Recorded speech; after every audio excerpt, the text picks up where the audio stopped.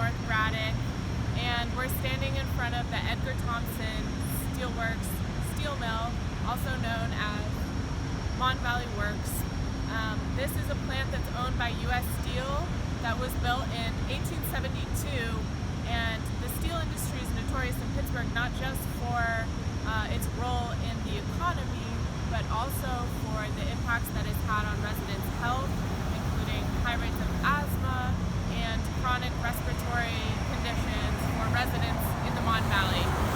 Recently, U.S. Steel entered into a lease agreement with Merrion Oil and Gas that would have allowed an unconventional horizontal natural gas well on the property of the Edgar Thomson Plant, but decided to exit the agreement in April 2021, stating, "U.S. Steel values input from our neighbors and the communities where we live and work." North Braddock Residents for a Future, a grassroots group of residents organized to promote community health and clean air and fight unconventional gas drilling in North Braddock and East Pittsburgh, has spent the last 7 years resisting the drilling of fracked gas wells in their communities. This was a huge victory for North Braddock Residents for a Future, other groups that have long opposed the project, such as Breathe Project and Food and Water Watch, and for the region as a whole. But North Braddock Residents for a Future continue to be concerned about the Edgar Thomson site and its negative health impacts on residents living nearby like themselves.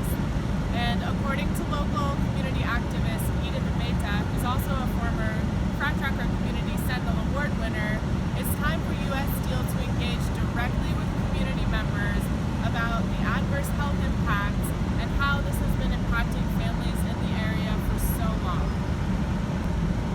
Remember, the U.S. Steel site has been active since 1872. Decades later, the practice of redlining began, or the systematic denial of basic services like housing loans to certain neighborhoods and communities, often racially associated, like those in Braddock.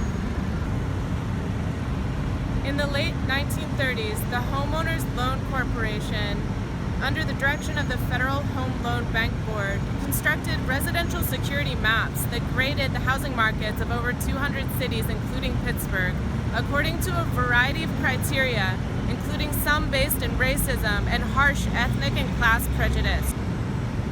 When the steel industry started to decline in Braddock in the 60s and 70s, white residents left behind communities of color who were frequently barred from getting loans to buy houses elsewhere.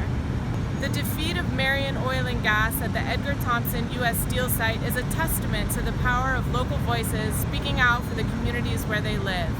But the legacy of redlining and history of environmental degradation and discrimination in the area still pose major risks to people's physical health, mental well-being, and livelihoods.